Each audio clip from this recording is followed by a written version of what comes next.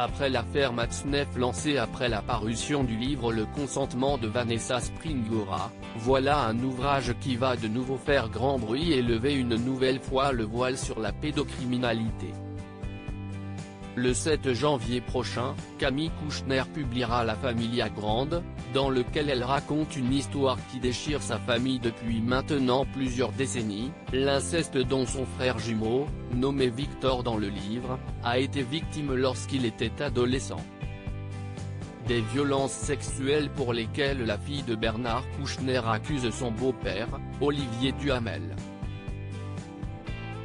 Je vous confirme que ce que ma sœur a écrit à propos des agissements d'Olivier Duhamel à mon égard est exact, a ainsi confirmé au Monde le frère de Camille Kouchner.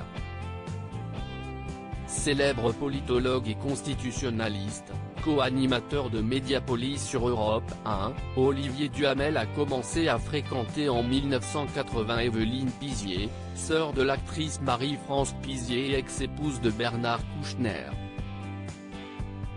Avec ce dernier, ancien ministre et pionnier de la médecine humanitaire, elle a eu 3 enfants, Julien, Camille et Victor, que leur beau-père a en partie élevés. Pourquoi aurait-il le droit de vivre hors de cette réalité quand, moi, elle me hante ? S'interroge ainsi la juriste dans son livre. Camille Kouchner veut que Olivier Duhamel se taise s'il y a désormais prescription sur les faits d'inceste que rapporte Camille Kouchner.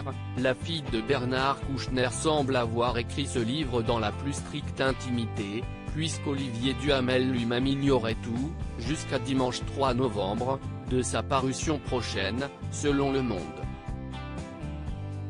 Je réclame zéro justice, de toute manière, si est trop tard, il n'ira pas en prison, je l'accepte. En revanche, ce n'est pas parce que les faits sont prescrits du point de vue de la justice que je n'aille pas le droit de parler, souligne-t-elle dans une interview à Elle, en précisant que ces violences sexuelles ont été portées à la connaissance d'une partie de sa famille, mais que si est le silence qui a prévalu.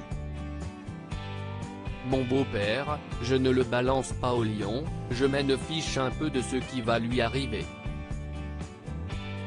Je voulais juste l'enfermer dans un livre. Parler et que lui se taise, franchement, ce serait ça la décence, a-t-elle précisé.